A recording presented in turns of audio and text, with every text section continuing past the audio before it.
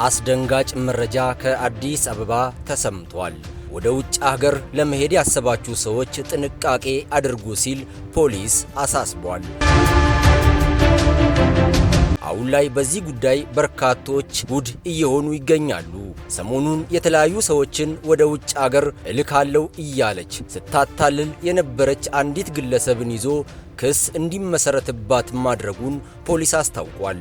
ብዙዎች ወደ ውጭ ሀገር ሄደው ሰርተው ለመለወጥ ሲሉ ያላቸውን ንብረት ሽጠው ቤተሰቦቻቸውን አስቸግረው አዲስ አበባ ሲደርሱ በተደጋጋሚ ጊዜ የዚህ ችግር ሰለባ ሆነዋል።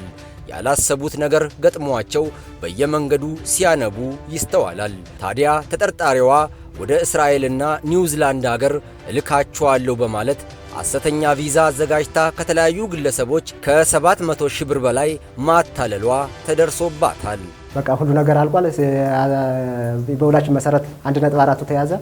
ከዛ ስፒዮ ለትኬቱ ስፒዮ አሰራ ብላ የኢትዮጵያ አየር መንገድ ደውዬ ስጠይቅ እሷ የጠየቀች ብርና የዚህኛው አይገናኝም። ለምን በዚህ አይሆንም ስላት ሴት ናት በትራንዚቱ ስለሚበዛባት በዛኛው አይሆንም በዚህ በኤምሬትስ ነው ቀጥታ መሄድ የምችለው ብላ 320,173 ብር ስፒዮ አሰርተን ሰተን ያን ሌላ ሰው ሰዳበታለች።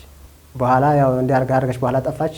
በኋላ በሌላ ሰው ተከሳ እስር ቤት መሆኗን ሰማሁና እኔም ክስ መሰረትኩ ማለት ነው። ግለሰቧ በተደጋጋሚ ጊዜ ድርጊቱን መፈጸሟን የገለጸው ፖሊስ አሁን ላይ በቁጥጥር ስር ውላ ምርመራ ተጣርቶባት ክስ እንደተመሰረተባትም አስታውቋል። እዚያ ደርሶላቸዋል በማለት ወደ አዲስ አበባ እንዲመጡ ካደረገች በኋላ እዚህ በእኛ ክፍለ ከተማ የካ ክፍለ ከተማ ወረዳ 8 ስሬ መንጻ ላይ አንደኛ ፎቅ ላይ ቢሮ አስገብታ ለትኬት በሲፒኦ አስገቡ ብላ በሲፒኦ እንዲያስገቡ ካደረገችና የሲፒኦን ከተቀበለቻቸው በኋላ በግል ተበዳይሽ መቤት ብሎ ስም የተቆረጠውን ሲፒኦ ሌላ ሰው እንዲሄድበትና ከሄደው ሰው ይህን 320 ሺህ ብር ተቀብላ ከተሰወረች በኋላ ተጠርጣሪ በተመሳሳይ በእኛው ፖሊስ መምሪያ በላምበረት ፖሊስ ጣቢያ ተመሳሳይ ወንጀል ተጠርጥራ ፖሊስ ከያዛት በኋላ ያው በዚህም በተመሳሳይ በደጋጋሚ ወንጀል ስናጣራ ቆይተናል።